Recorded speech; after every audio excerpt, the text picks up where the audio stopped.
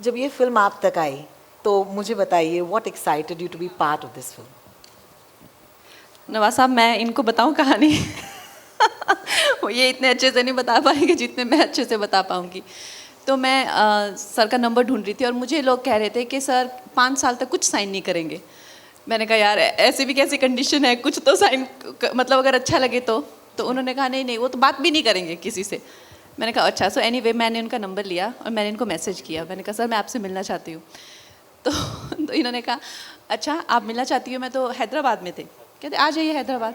बेंगलोर में थे तो मैं चली गई बेंगलोर। तो कहते अरे तुम तो आ गई। तो मैंने कहा हाँ सर मैं तो आ गई।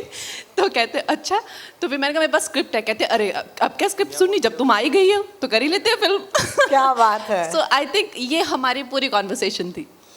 तो आई थिंक जो एक्टर होते हैं उनमें डेफिनेटली जो क्रिएटिव पीपल होते हैं उनमें थोड़ी तो एक जो पागलपन तो होता है। तो इन्होंने देखा है, मैंने सोचा था थोड़ी पागल है, ये तो पूरी पागल है। तो इन्होंने डिसाइड कर लिया अभी इसके साथ पिक्चर तो करनी है डेफिनेटली। फ़ोन आया इनका तो मैं ना बैंगलोर में था और बैंगलोर में उल्टा पड़ा हुआ था मैं बिल्कुल, और कप लगे हुए थे मेरे कमर में, होता है ना जिसमें वो कुछ हाँ हाँ वो ट्रीटमेंट चल रहा था कुछ।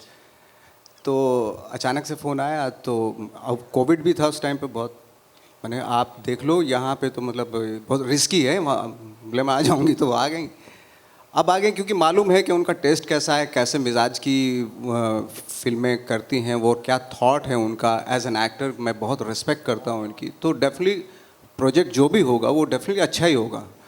तो और उसके ऊपर इतनी इंटरेस्टिंग स्टोरी निकली, स्टोरी थी ये जब सुनी तो डेफिनेटली मेरे पास कोई चारा ही नहीं था मना ना करने का डेफिनेटली।